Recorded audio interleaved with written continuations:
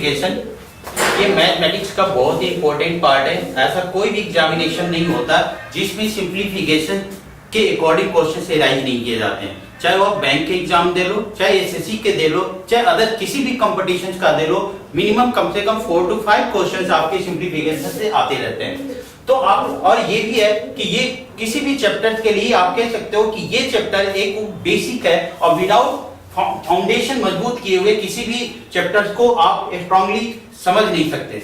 इसलिए मैं आपको पहले तो सिंप्लीफिकेशन के बारे में बता देता हूं कि सिंप्लीफिकेशन यानी किसी भी चैप्टर का आप कह सकते हो कि बिल्कुल फंडामेंटल पॉइंट होता है और इसको समझना सारे स्टूडेंटों के लिए बहुत ही जरूरी है। और इसलिए सिंप्लीफिकेशन में सबसे अधिक इंपॉर्टेंट जो पार्ट है वो मैं कैलकुलेशन है। मैं कैलकुलेशन को थोड़ा सा इंप्रूव करने का प्रयास करता हूं। सपोज दैट मान लो कि कोई नंबर्स है, यदि हमारा 52, यदि 52 का यदि स्क्वायर यदि आपको फाइंड करना है तो आप सिंपल रूप से a b whole square equal to a square oblique 2ab oblique b square इस रूट को फॉलो कर सकते हैं। Example for unit digit is 2 and 10 digit is 5, यानी इकाई का अंक यदि 2 हो और दहाई का अंक यदि 5 हो तो आप उस कंडीशन में पहले अकॉर्डिंग टू फॉर्मूले a b square equal to a square upon 2ab upon b square, यानी 2a square means 4, 5 into 2 into 2, 2 into 5 into 2 upon 5 square is equal to 4, 5 into 2, 10 into 2, 20, carry is 2, 5 square 25 plus 2, 27. So 52 square is 2704। यानी किसी भी 2 digit का यदि आपको square find करना है तो आप सिंपल सा फॉर्मूला है a b square equal to a square 2ab और बी स्क्वायर, जहां पे यूनिट डिजिट हमारा 2 और 10th डिजिट 5 को डिनोट कर रहा है। आप इस फॉर्मूले बेस पे किसी भी 2 डिजिट का आप स्क्वायर आप इजीली फाइंड आउट कर सकते हो। एग्जांपल फॉर यदि आपको सपोर्टेड मान लो 71 का स्क्वायर यदि फाइंड करना है तो फिर 1 का स्क्वायर आप 1 square is 1, 7 into 1 into 2 means 14, carry is 1, 7 square plus 1 50, 5041। यानी आप सिंपल से इस फॉर्मूले को एक जनरल सा फॉर्मूला है a b square equal to a square upon 2ab upon b square, आप इस फॉर्मूले के अकॉर्डिंग किसी भी 2 डिजिट का आप जनरल से स्क्वायर फाइंड आउट किया जा सकता है। अब मैं कुछ स्पेशल रूल्स बताता हूं जनरल रूल्स के अलावा जो इससे भी ज्यादा फास्ट और एक फास्ट कैलकुलेशन किया जा सकता है। एग्जांपल फॉर मान लो आपका बेस 10, 100, 1000 एंड 10,000, यदि किसी बेस के अकॉर्डिंग हम 10, 100 और 1000 और 10,000 के अकॉर्डिंग यदि किसी भी नंबर का यदि हमें स्क्वायर फाइंड आउट कर रहे हैं तो एग्जांपल फॉर मान लो कि यदि हम 12 का स्क्वायर फाइंड कर रहे हैं तो आप 10 से हम कंपेयर करेंगे कि आप 10 से कंपेयर करके देखो कितनी मोर देन की कंडीशन है, कितनी अधिक है। यदि 10 से हम कंपेयर कर रहे हैं तो ये 2 मोर देन है, यानी 12 जो है 10 से 2 ज्यादा होता है। तो उस कंडीशन में 2 का यदि स्क्वायर फाइंड करो तो 2 स्क्वायर इज 4। फिर आप ये देखो इस टोटल नंबर में हम 12 में 2 ऐड करेंगे मींस 12 plus 2 means 14, इस पूरे वैल्यू को हम फाइंड आउट कर देंगे 2 स्क्वायर, इसलिए 12 square equal to 144। Example for यदि 13 स्क्वायर फाइंड करना है, फिर आप देखिए कि 10 से ये कितना ग्रेटर है तो आप 3 ग्रेटर है तो 3 की वैल्यू को फाइंड कीजिए, 3 square is 9 and 13 plus 3 is 169, 13 square is 169। Same value यदि आपको 14 स्क्वायर यदि फाइंड करनी है तो 4 स्क्वायर 16, यदि आपका 2 डिजिट में यदि वैल्यू आता है 14 स्क्वायर, जैसे हमने 10 से कंपेयर किया तो यहां पे मोर देन ग्रेटर देन 4 है तो 4 का स्क्वायर 16 हो रहा है। 16 हमारा सिंगल डिजिट वैल्यू नहीं है, 2 डिजिट वैल्यू है। यदि 2 डिजिट की वैल्यू यदि आती है तो 1 को हम कैरी कर देंगे नेक्स्ट के लिए, और 14 plus 4 18 plus 1 9 means 14 square is equal to 196, 14 square is equal to 196। अब देखो फिर उसी तरह से यदि यही रूल्स आप यदि 100 बेस के अकॉर्डिंग यदि आपको करने हैं, 100 बेस के अकॉर्डिंग करने हैं, तो उस कंडीशन में मान लो सपोर्टेड 103 का स्क्वायर यदि आपको फाइंड करना है, तो आप फिर उसी तरह 100 से कंपेयर करोगे, मोर देन 103 है तो 3 स्क्वायर मींस 9, लेकिन 9 कैसी डिजिट है, सिंगल डिजिट वैल्यू है और 100 में नंबर ऑफ जीरो 2 है, इसलिए स्टार्टिंग में शुरुआत में 2 डिजिट में रखना कंपलसरी है। इसलिए हम 3 का स्क्वायर 9 लिखेंगे, लेकिन केवल 9 नहीं बल्कि हम इसे 2 डिजिट में कन्वर्ट करेंगे और 09 से डिनोट करेंगे, 09। और 3 को टोटल में हम यदि ऐड कर दें तो 103 प्लस 3 मींस 106, 10609। यदि सपोर्टेड मान लो यदि 104 का यदि हमें स्क्वायर फाइंड करना है, 104 स्क्वायर इक्वल टू 4 स्क्वायर 16, ये ऑलरेडी 2 डिजिट वैल्यू है, इसलिए हम इसे आप इसके पीछे बिल्कुल आप जीरो अब नोट डाउन नहीं करोगे और ये 16 पूरी तरह नोट करोगे और 104 प्लस 4 मींस 108, यानी 104 square means 10816, 105 square means 5 square 25, 105 plus 5 110। यदि आप इस प्रकार के क्वेश्चनों को यदि करते हो और यदि स्क्वायर यदि फाइंड करते हो तो बिल्कुल आप यानी 10, 100, 1000 और 10,000 के नियरेस्ट नंबरों के अकॉर्डिंग यदि इनके नियरेस्ट कोई संख्या है तो उसका आप इजीली वो स्क्वायर फाइंड आउट किया जा सकता है। जैसे मान लो सपोर्टेड हमें 98 का स्क्वायर फाइंड करना है, फिर आप 100 से कंपेयर करोगे यानी 100 minus 98 means 2 square means 4, 2 square means 4, लेकिन 4 कैसी डिजिट वैल्यू है, फिर सिंगल डिजिट वैल्यू है, इसलिए फिर इसे 04 से डिनोट करेंगे और 98 माइनस 2 करेंगे यहाँ पे 96। जैसे हम 103 में यदि फाइंड कर रहे थे तो मोर देन 3 की कंडीशन में टोटल का स्क्वायर फाइंड कर रहे थे 09 और टोटल में हम ऐड कर रहे थे, यहाँ पर लेस देन 100 है तो टोटल यानी जितना 100 से डिफरेंट वैल्यू है उस नंबर का स्क्वायर फाइंड करेंगे और फिर टोटल में हम माइनस करेंगे, यानी लेस देन 100 की कंडीशन में टोटल वैल्यू में से माइनस करनी है और मोर देन 100 में टोटल वैल्यू में डिफरेंट वैल्यू को ऐड कर देना है। एग्जांपल फॉर यदि हम 91 का स्क्वायर फाइंड करते हैं मीन यदि 9 square 81, 9 square 81, 91 minus 9 means 82, mean 91 square is 8289, 8289। आप इस तरह से किसी भी यदि आप 100, 10 और 1000 के नियरेस्ट यदि कोई संख्या हो तो आप इस ढंग से इजीली आप उस संख्याओं का वर्ग फाइंड आउट कर सकते हो, स्क्वायर फाइंड आउट कर सकते हो। एग्जांपल फॉर जैसे यदि हमने लिख दिया 993 स्क्वायर मींस फिर हम 1000 से हम कंपेयर करेंगे, लेस देन 1000 7 है, 7 स्क्वायर इक्वल टू 49 मींस 049, क्योंकि 49 भी क्या है 2 डिजिट वैल्यू है, इसलिए 3 डिजिट में इसे कन्वर्ट करेंगे और हम इसे नोट करेंगे 049 और हम इस टोटल वैल्यू में 993 में हम 7 को माइनस करेंगे और ये आएगी 986 मींस 993 स्क्वायर इज 986,049। यानी किसी भी 2 डिजिट 3 डिजिट यदि आप 10, 100, 1000, 10,000 के यदि नियरेस्ट यदि कोई भी संख्या हो तो इसका आप स्क्वायर इजीली फाइंड आउट किया जा सकता है।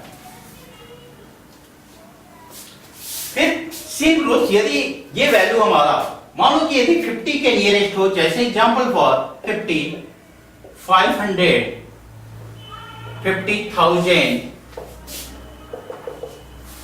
ये 500 को यदि हम ये चेक करेंगे कि पहले ये जो वैल्यू है ये 100 का हाफ वैल्यू होता है और ये 50 का फिर यदि 1/2 किया जाए तो ये 25 को डिनोट करेगा। फिर ये 1000 की हाफ वैल्यू होती है और इस वैल्यू का जब हम 1/2 फाइंड आउट करेंगे तो ये हमारी 250। यदि हम 500, 50,000 मींस यदि उसी तरह 50,000, 5,000 के अकॉर्डिंग यदि क्वेश्चनों को किया जाए तो इतनी संख्याओं को लेकर हम इजीली हम फाइंड आउट किया जा सकता है स्क्वायर। एग्जांपल फॉर यदि मान लो हमने 56 का स्क्वायर फाइंड किया, तो एक तो जो जनरल रूल्स है उस जनरल रूल्स का भी यूज करके हम फाइंड आउट कर सकते हैं। जैसे कि मैंने स्टार्टिंग में ये आपको बताया कहते हैं कि किसी भी जनरल रूल्स के द्वारा किसी भी 2 डिजिट का स्क्वायर फाइंड आउट किया जा सकता है। यहाँ पे 56 का जब स्क्वायर हम फाइंड करेंगे तो फिर ये देखेंगे 50 से कितना ग्रेटर है, तो ये आप 6 ग्रेटर है यहाँ पे, तो 6 का स्क्वायर फाइंड करेंगे, 6 स्क्वायर इज 36, 6 स्क्वायर इज 36। 56 में उस वैल्यू को हम ऐड करेंगे 56 प्लस 1 और इस वैल्यू का हाफ कर देंगे, तो ये वैल्यू आ जाएगी हमारी 31।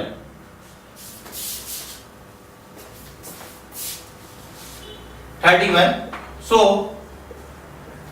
56 स्क्वायर इज 3136।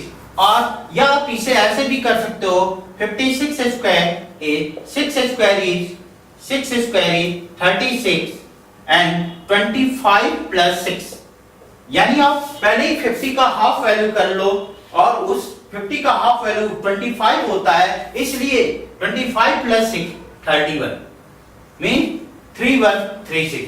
या तो नंबरों को ऐड करके उस वैल्यू को हाफ करो या पहले ही 20 वैल्यू का हाफ करके ऐड कर दो, वैल्यू में कोई डिफरेंस नहीं आएगी।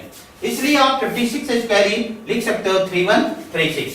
बिल्कुल सेम वैल्यू यदि आप सपोर्टेड मान लो 503 का स्क्वायर यदि आपको फाइंड करना है, आप फिर देखोगे 500 से ग्रेटर है 3, इसलिए 3 का स्क्वायर फाइंड करोगे, 3 स्क्वायर इज 9, लेकिन ये 9 2 डिजिट वैल्यू है, इसलिए हम इसे 3 डिजिट वैल्यू तक इसे कन्वर्ट करेंगे। रीजन है कि 500 1000 का हाफ होता है, तो 1000 में नंबर ऑफ 03 होते हैं, तो 503 का स्क्वायर यदि हम फाइंड करें तो 009, और इस टोटल 500 का हाफ वैल्यू 250 होता है, इसलिए 250 प्लस 3 253 यानी 253009, ये इनके स्क्वायर है।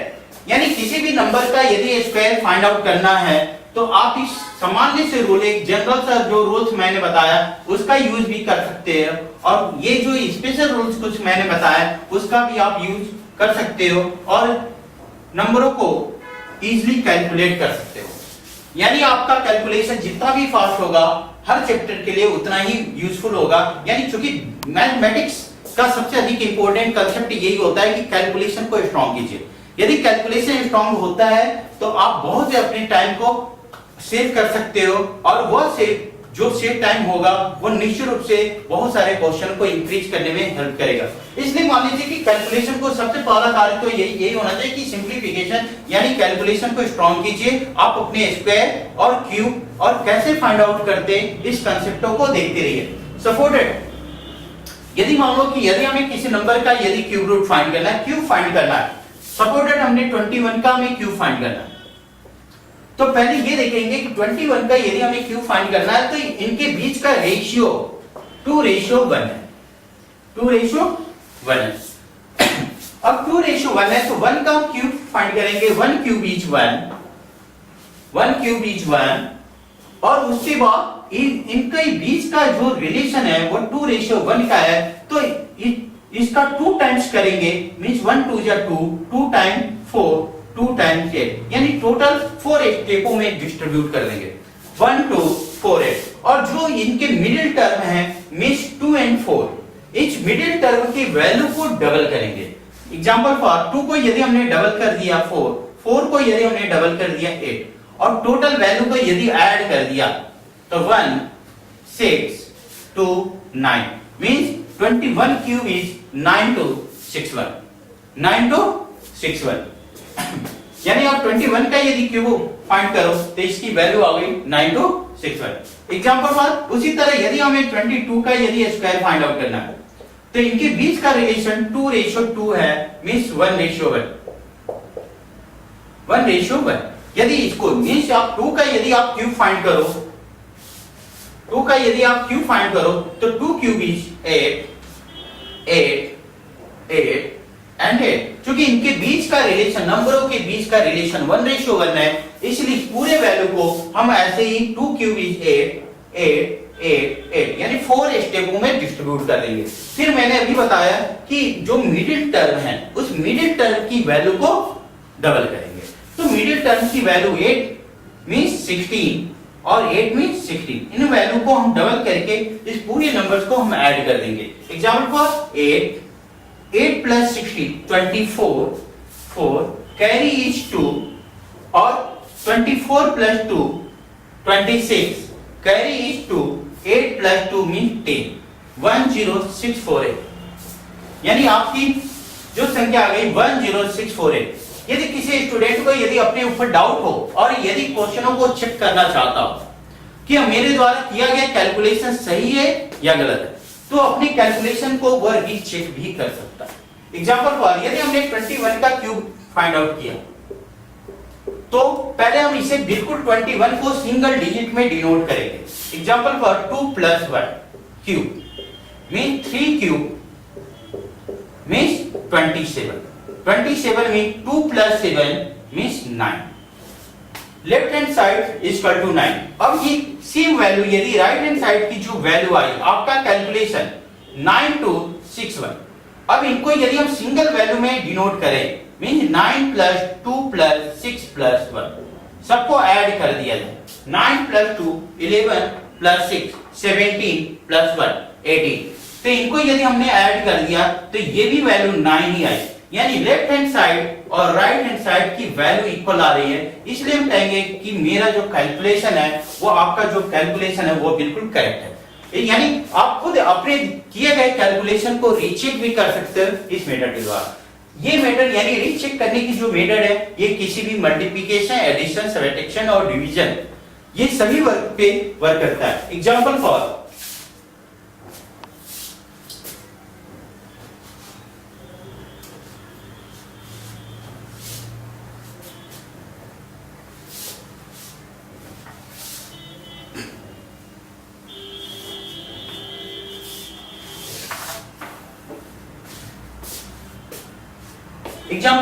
यदि सपोर्टेड मान लीजिए कि अब ये जो वैल्यू दिया गया था मैंने आपको स्क्वायर निकालना बताया और क्यूब निकालना बताया, उसी तरह स्क्वायर और क्यूब की तरह ही क्यूब रूट भी फाइंड आउट किया जा सकता है। एग्जांपल फॉर यदि हमने ये देखो 1 cube equal to 1, 2 cube equal to 2 8 sorry 3 cube equal to 27, 4 cube equal to 64, 5 cube equal to 125, 6 cube equal to 216, 7 cube equal to 343 mean 343, 8 cube equal to 512, 9 cube equal to 729 and 10 cube equal to 1000। यदि इन क्वेश्चनों को देखते हैं तो अब देखते हैं कि जो ये संख्याओं जितनी संख्याओं का हमने क्यूब आउट फाइंड आउट किया उनमें सारे नंबर्स के जो यूनिट डिजिट है मींस जो इकाई का अंक है वो अपने आप ऐसे पहले तो हम ये चेक करेंगे कि ऐसी कितनी संख्या है जो क्यूब निकालते समय अपने आप को ही रिपीट कर रहे हैं। तो जब हम देखते हैं तो उसमें संख्या मिलती है 1 का हमने क्यूब आउट फाइंड आउट किया तो 1 ही फाइंड हुआ। 4 का जब हमने क्यूब फाइंड किया तो यूनिट डिजिट के लिए अपने आप को ही रिपीट कर दी। 5 का जब हमने क्यूब किया तो अपने आप 5 को ही रिपीट कर दी। जब 6 का हमने क्यूब किया तो ये 6 यूनिट डिजिट इकाई के अंकों के लिए अपने आप को ही रिपीट कर रही है। 7 है ना। अब उस फंक्शन में देखते हैं 9 और 10 ये ऐसे नंबर्स हैं। यानी आप यदि ये कहोगे कि इसमें सिर्फ 2, 3, 7 और 8 ये 4 डिजिट ऐसे हैं जो अपने आप को रिपीट नहीं कर रहे। यानी 2, 3, 7, 8 के अलावा जितनी संख्याएं हैं सब अपने आप को रिपीट कर रही हैं। इसलिए हम 2, 3, 7, 8 लेकिन 2, 3, 7, 8 के अकॉर्डिंग भी एक प्रॉपर्टी निकल के आती है कि जब हमने 2 का क्यूब किया तो 8 आया, 2 का क्यूब किया 8 आया और 8 का क्यूब किया तो इकाई के अंक पे यानी यूनिट डिजिट पे वो 2 यानी ये दोनों आपस में क्या हो गए इंटरचेंज हो गए। एग्जांपल फॉर जैसे 3 का हमने क्यूब किया 7 और 7 का क्यूब किया ये 3। यदि 3 का हमने क्यूब किया तो 27 में इकाई का अंक यदि 7 आता है और 7 का यदि हम क्यूब करते हैं तो इकाई का अंक हमारा 3 आता है। यानी ये भी आपस में इंटरचेंज करते हैं। एग्जांपल फॉर यदि किसी नंबर का यदि हमें क्यूब रूट फाइंड करना है तो आप इजीली इस नंबर का क्यूब रूट फाइंड आउट कर सकते हो कि किसी भी नंबर का यदि क्यूब रूट फाइंड करना है तो राइट साइड से स्टार्टिंग के 3 वैल्यू को अंडरलाइन कर दीजिए। मैंने 7 to 8 को अंडरलाइन कर दिया। अब आपके पास जो संख्या बची, जो नंबर बचा वो 1 है। 1 का क्यूब रूट निकालिए, 1 क्यूब रूट इज 1। उसके बाद सीधे यूनिट डिजिट पे जाइए, बाकी के नंबर को इग्नोर कर लीजिए। ये यूनिट डिजिट इकाई का अंक क्या है? 8 है। 8 का जब आपने देखा है 8 का इंटरचेंज होकर क्या बन रहा है? 2। इसलिए 1728 का क्यूब रूट इज 2। यानी आप टोटल 1728 का जब आपने क्यूब रूट निकाला तो क्या आई? 12। अब ठीक उसी तरह यदि किसी भी नंबर का क्यूब रूट निकालते हो तो इस मेथड के द्वारा आप इजीली फाइंड आउट कर सकते हो। एग्जांपल बात 250047 का यदि हमें क्यूब रूट निकालना है तो फिर उसी तरह मैंने बताया कि लास्ट के 3 वैल्यू को अंडरलाइन कीजिए। उसके बाद 250 को इनके देखिए कि इनका नियरेस्ट क्यूब रूट क्या हो सकता है। तो अब देखते हैं कि ये जो 250 की वैल्यू है 216 और 343 के बीच में पड़ता है, इसलिए स्टार्टिंग वैल्यू इसका अप्रॉक्सीमेट वैल्यू, पहले स्टार्टिंग वैल्यू हम 6 को डिनोट करेंगे और फिर हम यूनिट डिजिट पे आते हैं। यूनिट डिजिट इसकी 7 है और 7 इंटरचेंज करता है तो 3 को रिपीट करता है, इसलिए इसका क्यूब रूट क्या हो गया? 63। यानी हमने आपको बताया स्क्वायर फाइंड कैसे करते हैं, क्यूब कैसे फाइंड करते हैं और क्यूब रूट कैसे फाइंड करते हैं। यानी यदि किसी भी स्टूडेंटों को यानी इन